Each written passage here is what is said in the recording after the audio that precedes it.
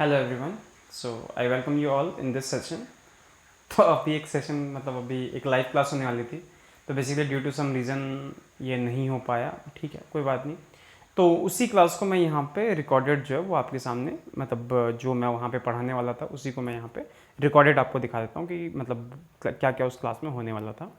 और so will do that. ठीक है, okay. So let us start. So देखो, हमारा आज का जो टॉपिक होगा that is damped oscillation. Damped oscillation के बारे में हम बात करेंगे। डैम्ड ऑसिलेशन होता क्या है, क्या क्या चीज़ें होती है इसमें, क्या क्या चीज़ें इसमें इंपॉर्टेंट हैं और क्या क्या चीज़ें आपको जैम के पर्सपेक्टिव में देखना है और किन चीज़ों को छोड़ देना है। ठीक है, सो मैं पूरा डेरिवेशन कराऊंगा इसका, बट आखिरी में आपको बता दूंगा कि कैसे कैसे मतलब कौन सी चीज़ कहाँ पे आपको यूज़ करनी है और क्या करनी है। सबसे पहली बात देखो होता क्या है। So when we talk about, देखो डैम्ड ऑसिलेशन अगर पता हो, अगर इसको पता करना तो उससे पहले आपको पता करना पड़ेगा व्हाट इज फ्री ऑसिलेशन।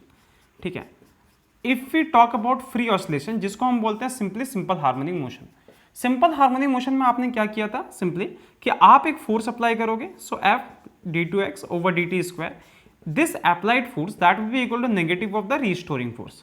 ये रीस्टोरिंग फोर्स के इक्वल होगा। ठीक है, इसको दूसरे तरीके से अगर आप लिखो, D two x over D T square plus K by M times X that is equal to zero. ठीक है, और यहां पे इसको और एक तरीके से आप लिख सकते हो, d two x over D T square plus omega naught square x that is equal to simply zero. तो हमने यहां पे क्या लिखा, omega naught that is equal to under root of k naught by m, या फिर आप ऐसे लिखो कि omega naught square that is equal to k by m. इस वाले ये जो टर्म होता है इसको हम बोलते हैं नेचुरल फ्रीक्वेंसी। ये जो आपका ओमेगा नॉट है दैट इज नेचुरल फ्रीक्वेंसी। इसका मतलब क्या, सिंपली यहाँ पे देखो आपका हो क्या रहा है कि टू एंड फ्रो मोशन हो रहा है, मतलब एक अप्लाइड फोर्स है और दूसरा जो हो गया मतलब एक पर्टर्बिंग फोर्स है और दूसरा जो हो गया आपका that is the restoring force. ये वाला टर्म जो है that is the restoring term. Very good. लेकिन अब होगा क्या, देखो होता क्या है यहाँ पे कि जैसे मान लो कि ये जो ऑसिलेशन है, मान लो कि हम करा रहे हैं किसी मीडियम में, जैसे किसी फ्लूइड में हम करा रहे हैं, तो बिकॉज ऑफ मल्टीपल फोर्सेस, ज्यादातर फोर्स कौन सा है, तो यहाँ पे बेसिकली हो क्या रहा है, जैसे मान लो कि ये आपका सिंपल पेंडुलम है और इसको क्या कर रहे हो आप वाटर में जो है इसको ऑसिलेट कर रहे हो। ठीक है, आप वाटर में, सॉरी वाटर कह रहा हूँ, एयर में आप इसको ऑसिलेट कर रहे हो। ठीक है, तो अब होगा क्या, because of the friction between air and this molecule, ये दिस मास, इन दोनों के बीच में क्या होगा, there will be a frictional force. Frictional force का मतलब लिक्विड में, अब इस आपने पढ़ा होगा विस्कोसिटी। ठीक है, आपने पढ़ा होगा विस्कोसिटी मतलब बेसिकली द विस्कस फोर्स। तो वो जो विस्कस फोर्स होता है आपने स्टोक्स लॉ से पढ़ा होगा कि F जो होता है that is directly proportional to negative of V। मतलब जो फ्रिक्शनल फोर्स होगा वो वेलोसिटी के इक्वल होता है। राइट, मतलब क्या हो गया कि यहां पे आपके पास एक दूसरा फैक्टर आ गया। कौन सा फैक्टर आ गया, सो that is, let us see that कि अब कौन सा फैक्टर आ गया कि आप अगर आप अप्लाइड फोर्स एक्ट कर रहे हो, मतलब आपका मान लो कि अगर अप्लाइड फोर्स जो है if that is equal to m d two x upon d T square, if this is the applied force, then आपके पास कौन कौन से फोर्स अब एक्टिव हो गए, minus k x minus b into v. ये जो बी है ना, दिस इज नोन एज, इसको हम बोलते हैं डैम्पिंग कोफिशिएंट। ठीक है, इसको फिलहाल के लिए आप रख दो, this is known as damping coefficient. ठीक है, ओके बाद में इस टर्म को और भी अलग अलग नाम से हम इसको जानते हैं, बट फिलहाल के दिस इज दैट। तो ये जो टर्म आ रहा है वो उसी के कारण आ रहा है। किसके कारण आ रहा है, तो basically because of that friction, friction वाला फोर्स जो है वो ये है। तो अब आप जब इस वाले टर्म को लिखोगे आपका क्या बन जाएगा, m d two v over d x square. ठीक है, उसके बाद plus k x plus v v that is equal to zero. इसका मतलब क्या हो गया, यहाँ पे देखो अगर इस वाले टर्म को मैं ऐसा कर सकता हूँ क्या, v से इस पूरे को मल्टीप्लाई करता हूँ। एक दिखाता हूँ, एक जादू दिखाता हूँ आपको, यहाँ पे जादू देख लें इसको। सो इफ दिस इज, ये sorry this will be x d two x over D T square, sorry for this mistake या। सो इसको अगर मैं v से मल्टीप्लाई कर दूँ, this will be what, M V, और D two x over D T square क्या होता है, that is D we by D T. ठीक है, अभी बताऊंगा इसको क्यों ऐसा करा हमने। ठीक है, और प्लस इसको क्या करोगे k, राइट, और इसको क्या लिखोगे, v से आप मल्टीप्लाई करो d x by D T. ठीक है, into x that is equal to minus B we square. मैंने क्या किया, इस पूरे टर्म को मैंने क्या किया, v के साथ मल्टीप्लाई कर दिया। अगर मैं इस पूरे टर्म को v के साथ मल्टीप्लाई करूंगा तो आपको पता है कि x v जो होता है that is d x upon d T. ठीक है, तो आपका d v over D t जो होगा that will be equal to d two x upon d T square. बस वही काम मैंने किया यहाँ पे। देखो है क्या, एक्सेलरेशन जो था आपका, एक्सेलरेशन को मैंने दे दिया d we by D T. ठीक है, और इसको चूंकि मैंने v से मल्टीप्लाई कर, तो v जो होगा वो यहाँ पे रहेगा प्लस के और D x by D T X, और that is equal to minus of B we square. ठीक है, अब थोड़ा ध्यान से देखो, इस टर्म को मैं ऐसा लिख सकता हूं, half of M we square d by D T of अगर मैं इसको लिखूँ d by D T of half of M we square, कोई दिक्कत है? वी स्क्वायर एम तो कॉन्स्टेंट टाइम के साथ, ये बाहर आ जाएगा, दिस विल बी 2, ठीक है, ये 2 बाहर आ जाएगा, उसके बाद v का v रह जाएगा और v का डिफरेंशिएशन फिर से dv बाई dt, इसको मैंने लिख दिया। सिमिलरली इस वाले टर्म को अगर मैं लिखना चाहूँ तो इसको मैं क्या लिख सकता हूँ, प्लस ध्यान से देखो आप यहाँ पे d by dt of half k x square, right. मैं इस टर्म को ऐसा लिखता हूँ half of M we square, इस वाले टर्म को मैंने क्या लिख दिया, हाफ ऑफ के एक्स स्क्वायर। इसका डिफरेंशिएशन करो, देखो एकदम बिल्कुल सेम ऐसा ही टर्म आपको मिलता दिखाई देगा, 2 जो वो आपका एक एक्स्ट्रा था, मतलब इसको डिफरेंशिएट करो आपको ये वाला टर्म मिल जाएगा, and that is equal to minus of b x b we square, ठीक है। चलो दिखाते हैं जादू, शायद आपने कभी इस टर्म को ना किया हो, but still let us do this. तो ये वाला आपका हो गया, ऊपर वाला पार्ट रब कर दिया जाए, ठीक है। तो अब देखो यहां से क्या हो जाएगा आपका, इस पूरे टर्म को मैं ऐसा लिख सकता हूं D by D T of what is this, that is equal to half of M we square plus half of के x square, and that is equal to minus B we square. इसका मतलब क्या हो गया, आप ये एक बात बता दो, ये क्या हो गया, this is kinetic energy plus potential energy, simple harmonic motion में this is kinetic energy, this is potential energy, this is basically half D by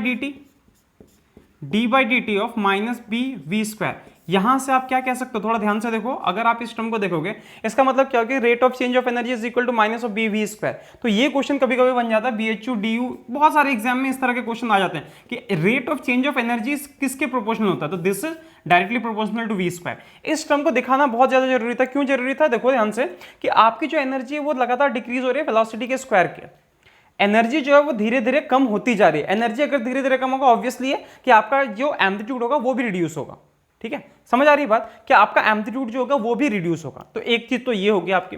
अच्छा, इसी रिलेशन को और दूसरे तरीके से हम देख लेते हैं थोड़ा सा। सो डी बाई डी टी, चलो इसको हमने यहां पर लिख दिया।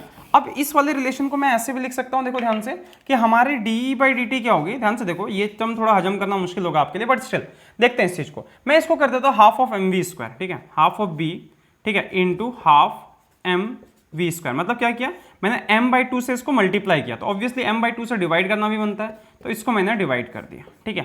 आपको क्या मिल रहा है यहाँ पे, ध्यान से देखो, d by D T of that is equal to, यहाँ पे क्या मिल रहा है, half minus b minus 2b by m, और उसके बाद यहाँ पे क्या मिल रहा है आपको, half of M we square, right. I hope this part is okay. आपको क्या मिल रहा है, d by D t that is equal to minus 2b by m half of M we square. अब थोड़ा इस टर्म को थोड़ा ध्यान से हम देख लें, देखते हैं ये वाला टर्म हमारा क्या निकल के आता है, ठीक है। ये आपका एक इंपॉर्टेंट रिजल्ट है, बट इस रिजल्ट से हमें कुछ खास मतलब नहीं है। हम क्या करते हैं, दोनों साइड एवरेज ले लेते हैं, इसका लेते हैं एवरेज। अब देखो आपका एवरेज क्या आता है, will talk about that thing also कि हमारा एवरेज क्या आ रहा है। देखो ध्यान से देखना यहाँ पे कि आपका डी बाई डी टी क्या आ रहा है, that is equal to basically minus 2b by m, ठीक है। अब इसका मैं एवरेज ले लेता हूँ, मैंने एवरेज कर दिया, इसको भी एवरेज कर देते हैं, राइट। इसको आप एवरेज कर दो, half of M we square, इसका आपने क्या करा, एवरेज कर दिया, ठीक है। आते हैं इस वाले टर्म पे कि आपका half of M we square होता क्या, अगर मैं इसके एवरेज की बात करता हूँ यहाँ पे, ठीक है। अब याद करो आपने एनर्जी क्या लिखी थी, टोटल एनर्जी क्या लिखी थी, total energy that is kinetic energy plus potential energy, right. और काइनेटिक एनर्जी क्या थी आपकी, if you talk about kinetic energy, so kinetic energy is what, so that is equal to half of M omega square A square cos square omega t, और potential energy की value क्या थी, that was half of M omega square A square sine square omega t, right. This part is okay, I hope this part is okay. अगर मैं kinetic energy का average करूं, if I will do this kinetic energy का average, so that is equal to what, half of M omega square A square, और cos square omega T का average जो था that is half. तो आप इस चीज को याद रख लेना कि कॉस स्क्वायर ओमेगा टी कभी इसको डिराइव करवा देंगे कि इसका जो एवरेज होता है दैट इज हाफ। तो ये क्या हो जाएगा, 1/4 of M omega square A square, right, omega square A square. Similarly if you take the potential energy का average, that is equal to 1/4 of M omega square A square again, ठीक है। This part is okay. इन दोनों को अगर मैं add कर दूं आपको क्या मिलेगा, 1/2 of M omega square A square, right. And omega into a is what, that is the velocity thing. ये चीज होती है, कुछ नहीं होती, this is simply your velocity, right. तो अब इसका मतलब क्या हो गया, दिस इज टोटल एनर्जी का एवरेज, टोटल एनर्जी का जो एवरेज आ रहा है that is equal to this much, right, half of M omega square A square. अब यहां पे देखो सेम चीज है आपका, ठीक है। सो आप इसको क्या करोगे, ध्यान से देखना इससे को, ठीक है। सो अगर मैं इसको एनर्जी लिखूं, बस सिर्फ अगर मैं एनर्जी लिखूं, so average energy that is equal to energy by 2, right. अगर आप टोटल एनर्जी, अगर आपने यहाँ पे टोटल एनर्जी कैलकुलेट करी थी तो आप याद करो टोटल एनर्जी आपकी क्या रही थी, इन दोनों को अगर आप ऐड करोगे तो कॉस स्क्वायर और साइन स्क्वायर, मतलब this will be equal to half of m omega square a square, right. So this is the total energy. तो एवरेज एनर्जी जो हो जाएगी that will B E/2। Similarly इसको आप यहाँ पे लिख दो इस चीज को, ठीक है, व्हाट विल बी दैट, तो इसको लिख देते हैं कि d/dt that is equal to -2b/m, और उसका यहाँ पे क्या हो गया E/2। I hope this part is also okay. तो इससे ये वाला टर्म जो हो गया वो आपका कैंसिल हो गया। आपके पास क्या टर्म बच रहा है, थोड़ा ध्यान से देखो। अगर इस वाले टर्म को आप फिर से देखोगे तो आपका यहां पे क्या टर्म बच रहा है कि dE/dt that is equal to -b/m into E को इधर लेके आ जाओ, आपका क्या बनेगा d/e that is equal to -b/m dt। दोनों साइड इंटीग्रेट कर दो, राइट। इसको आप इंटीग्रेट कर सकते हो, what will be this, D का इंटीग्रेशन क्या हो जाएगा, that is ln of e that is equal to that is equal to -b/m times t with some constant, but constant को अभी के लिए फिलहाल छोड़ देते हैं, या अगर आपको लेना तो ले सकते हो, that is ln of E0, ठीक है। इस तरह कोई टर्म ले लो, इसको एक काम करते हैं नेगेटिव ले लेते हैं ताकि नहीं पॉजिटिव रहने दो, आई hope this will B okay, या नहीं तो इसको फिर रहने दो, अभी सिर्फ एक कांस्टेंट जो उसको आप यहाँ पे रख दो, पुट कर दो, कोई जरूरत नहीं है आपको कुछ करने की, ठीक है। Okay, very good. अब जब आपने ये कर दिया, ठीक है, अब आपका इनिशियली लेट कर लेते हैं कि एट t इक्वल टू 0 ई जो है that is equal to E0। अगर ये चीज आप करोगे ये क्या हो जाएगा ln of E0 that is equal to 0 और equal to plus c, right. ये पार्ट आपको समझ आ गया। इसका मतलब c जो हो गया that is ln of e।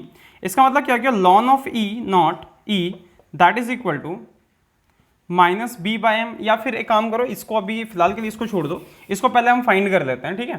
So this will be equal to, अगर मैं यहाँ पे e की बात करूँ so e will be equal to, या फिर इसको चलो एक काम करो, इसको हटाई दो यहाँ से, ठीक है, सीधा इसको इंटीग्रेट मारो, e will be equal to E0 e⁻⁻b/m times t। बस ये करना था हमें और कुछ नहीं, ठीक है। वो तब से इसके पीछे हम परेशान थे और कुछ भी नहीं था, ठीक है।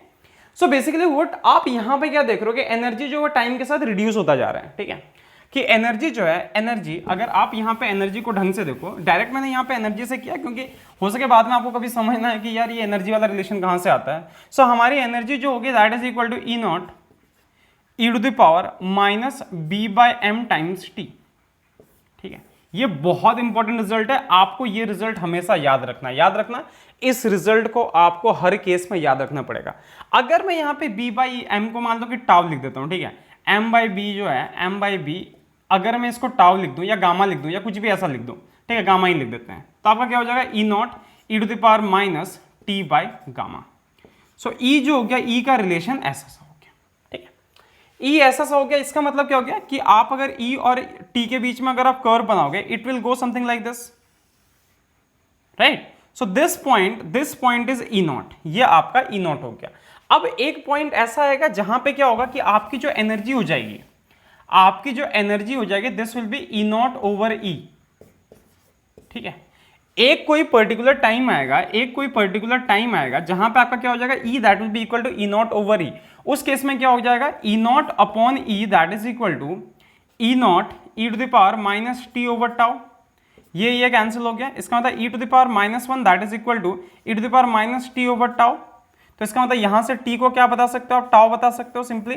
और t जो हो गया if that is equal to tau, if t equal to tau, इसका मतलब वो वाला टाइम क्या हो जाएगा दैट इज इक्वल टू, कहां पे आ गया आपका टाउ का मतलब क्या हो गया m/b, मतलब t का मतलब हो गया 1/गामा या व्हाटएवर जो भी है, ठीक है। It is something like this. आपको इस चीज को हमेशा समझना पड़ेगा कि इतने टाइम के बाद आपकी जो एनर्जी बचेगी, और इस एनर्जी को जो हम बोलते हैं दिस एनर्जी, जहां पे E जो that is equal to this energy is known as mean energy, ठीक है। ये मीन एनर्जी हो गया। और ये जो टाइम होता है this is known as mean time. तो ये चीजें यहां पे इंपॉर्टेंट है, और थोड़ा सा नहीं, ये बहुत ही ज्यादा इंपॉर्टेंट है। आपको हर तरह के इस तरह के हर एक रिलेशन को समझना पड़ेगा कि ये एक्चुअली कहना क्या चाहता है। यहां से दो रिजल्ट आपके आ रहे थे, याद रखना। एक जो हमने पहले निकाला था dE/dt that is directly proportional to b², negative sign के साथ। एक ये वाला, सॉरी bv², मतलब -v², सॉरी नेगेटिव के साथ, वैसे ये वाला रिलेशन कि कहां पे ये मीन टाइम जो है वो क्या होता है, कैसे उसको कैलकुलेट करना है, ये चीजें निकालनी बहुत ज्यादा जरूरी है आपके लिए आपसे किसी भी एग्जाम में इस तरह का क्वेश्चन जो है वो पूछा जा सकता है। ठीक है, सो इस वाले सेशन में इतना ही। ये हमने कैलकुलेट कर लिया। अब इसके बाद वाला जो सेशन होगा वहां पे हम इसका x का जो वेरिएशन है with respect to t that will calculate. ठीक है, सो स्टे ट्यून्ड, और अगर अभी तक चैनल सब्सक्राइब नहीं किया तो प्लीज सब्सक्राइब कर लेना।